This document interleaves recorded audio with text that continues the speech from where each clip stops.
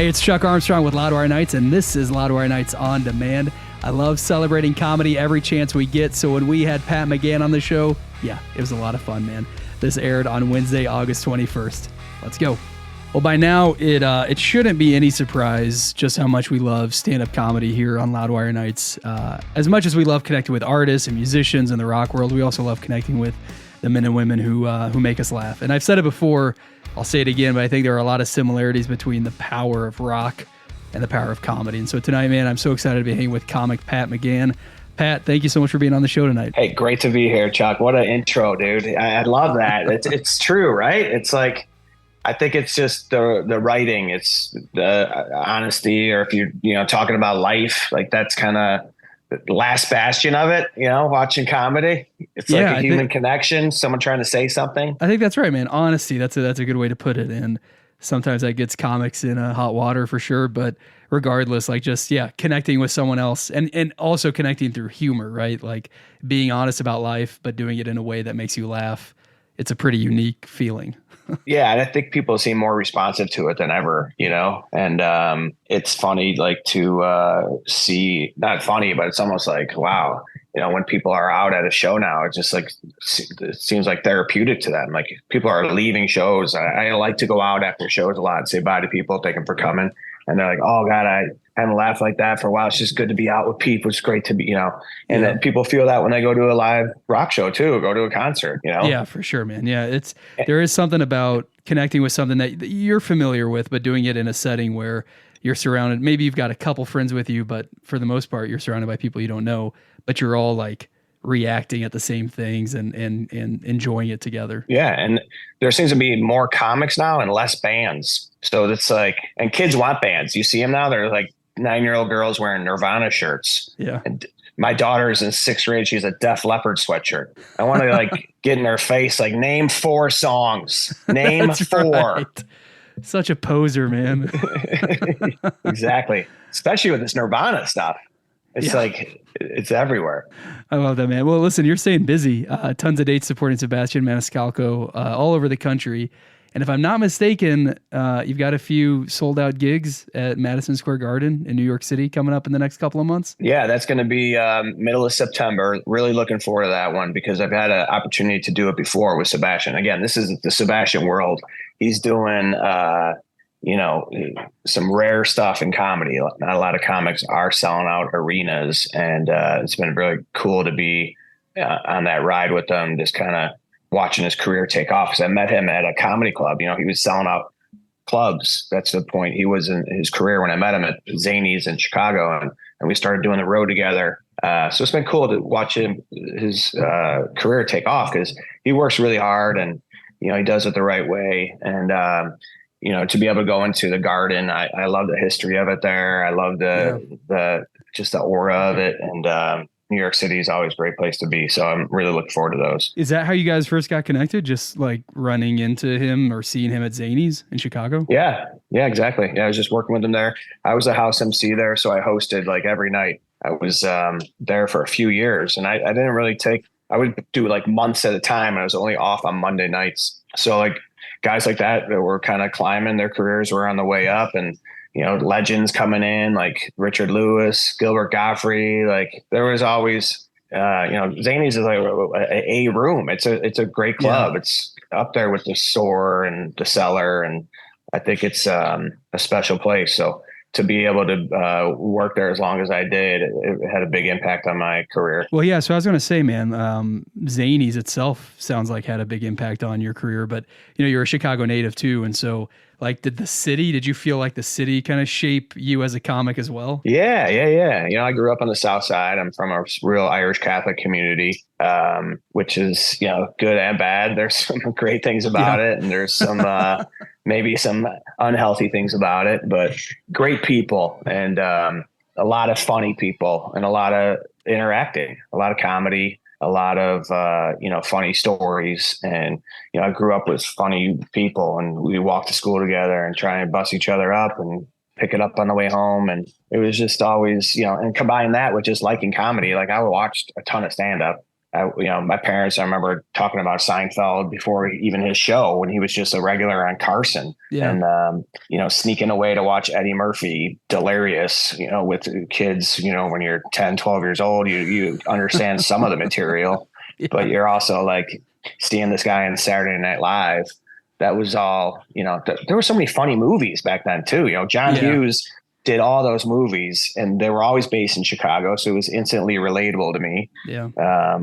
So yeah, all that stuff. It sounds like this is something you've wanted to do, or you've been thinking about as long as you can remember. Is that right? Yeah, in a way, for sure. It was always eating at me. I love putting stuff in a notebook, like writing, and but I never was on stage. I couldn't get myself to like, oh, I'm going to be the guy that takes the mic, because that was also like something like you were funny, but you weren't like, hey, enough. Like, why do you think you can get on stage? What do you think? It was kind of like that attitude. And I never did like plays or, theater stuff, which looking back, I wish I had. That seems to be such a great layer to add. And I wish more kids would jump into that. Right. Just with an audience and all that. Yeah, for sure. So you never, did you ever get into like the sketch stuff? And I say that obviously because Chicago and Second City, but was that ever something that you were into or try to get into? I took an improv class, and you talk about like the self-awareness and like the uncomfortable. They're like, I remember my teacher is like, okay, it was like my turn to come to the front of the class. And she's like, all right, you're a dinosaur and a ballerina, go. And I was like, no, I'm not. No, I'm not a dinosaur or a ballerina. Like, I gotta go. And really uncomfortable, but I appreciate the sketch stuff. And Zany's is right down the street from Second City. It's like a nice little comedy hub there. And a lot of the improv people and the stand-ups, they go to the Old Town Ale House is a big bar that, late night spot where everybody kind of mingles. And, it's a supportive community, and some people cross, remember TJ Miller was doing both, Sure, not a lot of people did both, but there was some of that. And but to answer your question, I never really did sketch. I never did the Second City thing. Yeah. We love TJ on this show, man. He's hilarious. And that is an interesting line to walk between the sketch and the stand up too. Yeah, it is. And it's like, it's time too. It's really like how much time do you have and where can you put your efforts? Now, I think that there is a definite improv gear in stand-up. I do a lot of crowd work, and some of it is been done before, and it might seem, I try and make everything feel spontaneous, but you don't want to like oversell that either. Like I do some things that I've used, situationally, but there's also like, it takes you places too. And there is a lot of in the moment stuff. Have you always done crowd work? Is that something that, with social media that you feel kind of more pressure to do? Cause that's like, just from my vantage point, right, as a fan, that's what I see pop up all the time are comics doing crowd work. And it's funny, but you can tell like it's kind of done for those 1-2 minute clips that they can toss up on social media. Is that something that you felt kind of recently as opposed to throughout your career? I did a ton of it coming up because I was the house MC, and so you had to. They didn't want me doing material. Like that's how I actually got comfortable on stage, because they were like, "Hey, get up there, find out if anyone's from out of town, ask them if anyone's celebrating anything going on, like ease them into the show." And I find that really is a great way to host a show and to start a show. Not when I'm doing a theater or an arena, like it's different vibe, but you're not doing that at MSG. yeah. But that is how I got comfortable with, that's awesome. With the crowd stuff. And I did a lot of it. Now fast forward to the social media era, and you're right, because comics, they're much more comfortable separating, sharing crowd work stuff. They're not burning material, and, people do like it. I haven't posted a ton of crowd, and it's funny. Like I used to do so much of it. A lot of comics, like their crowd work clips are the ones that take off. Mine seem to be the material. And it's funny because it's like, I had a lot of people always like, dude, you got to post crowd work. You got to post some of the crowd work. And I posted, and it's like, sometimes it just doesn't translate, it's like crowd work doesn't feel like you got to be there. It's like, it's a lot of it's an inside joke. Yeah. But, I think you're right, man. You mentioned, always being interested in comedy, always having fun, like, busting chops with buddies, but never or not, initially not really feeling like you were ready to take the mic, get up on stage. Do you remember that moment where you were on stage, you were behind the mic, and something clicked, and you're like, all right, I think I've got something here, and I think I can, do this? Yeah, I mean, it's definitely gradual, but I do think it was during those days when I would, just go up and not really have a game plan when I was hosting those shows. And, I would open those shows at Zanies with like 15, 20 and really not even do material, just kind of talking with people. And that's when I started to feel like legit. And then, when I got to do some of the late night shows, that helps you feel like, you could call yourself a comic or, yeah, which is always like a little bit odd, but yeah, it's just constant now. It's like, especially with the social media part of it, it's a little bit overbearing. But well, I got to ask, man, since this is a rock show and you already talked about your awesome daughter who wears a Def Leppard sweatshirt. Yes. Who I just saw the other night. We were in Nashville. Oh, you did? Def Leppard was performing across the street and awesome. They were staying at the same hotel. We saw them come in. I didn't get to see them perform. You saw them, yeah. But yeah, they did a show with Journey. That's right. And then the Steve Miller Band opened. Like, that's what a right. show. Yeah. It's amazing, man. And we actually just had their guitarist, Phil Collin, on the show. And it's amazing talking with, he's a legend. The band's a legend. They were the first concert I ever saw. And so it's always cool. Where'd you grow up? To revisit that. I grew up in the middle of nowhere in Northeast Kansas. Kansas City would be what, where I grew up. But, sure. And I saw Def Leppard in Manhattan, Kansas, at the Colleges Coliseum. And so it was, I always go back to that. That's my roots. And so whenever we get to, celebrate Def Leppard on the show, it's always a blast. That's awesome, man. Love that. Yeah. Well, so what about you, man? Like, your daughter's wearing Def Lep stuff. What kind of music do you get into? My daughter's into Def Leppard and I'm into Taylor Swift. That's the world we live in. Yeah, perfect. Yeah. No, I do hear it. some of her stuff. I mean, she's everywhere. And she's great too. I love that she writes her stuff, and like that's who I'm into. Like the people, but who I'm into and was always into was Pearl Jam, and I'm into the new album. Man, I've been listening to this Dark Matter thing, front to start. Like I just let it play, and a lot of times it's when I'm traveling, so I'll put it on in the airport. And then I don't have it downloaded yet. I just listen to it till it goes out. Like I'll be in the air and then it'll stop playing. But I mean, obviously Wreckage is getting a lot of play.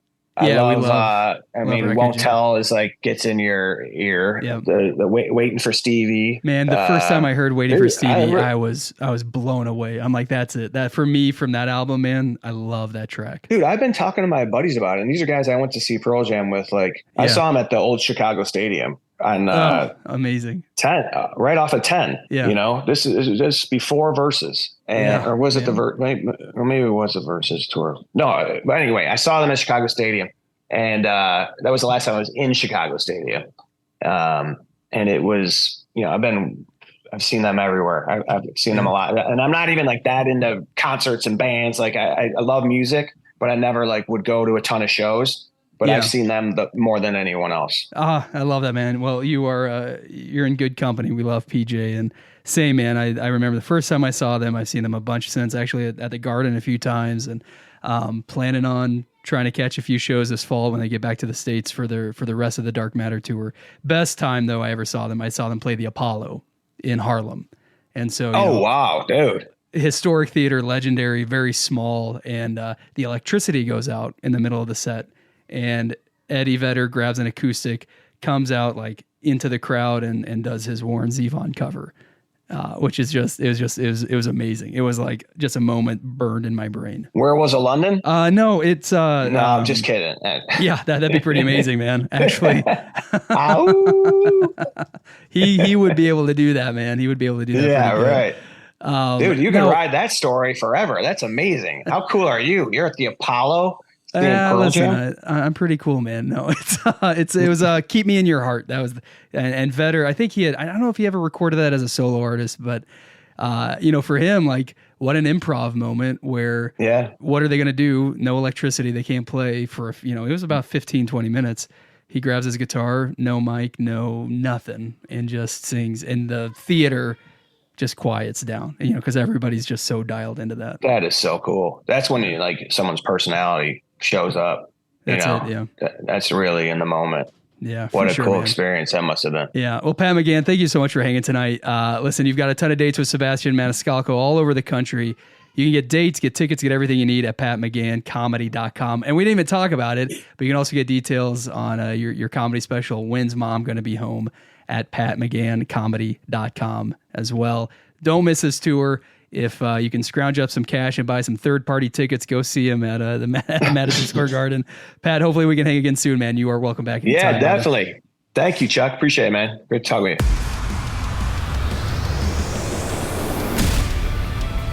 That wraps up this episode of Loudwire Nights on Demand. Stay caught up with everything happening in the world of rock and metal on the Loudwire app and at loudwire.com.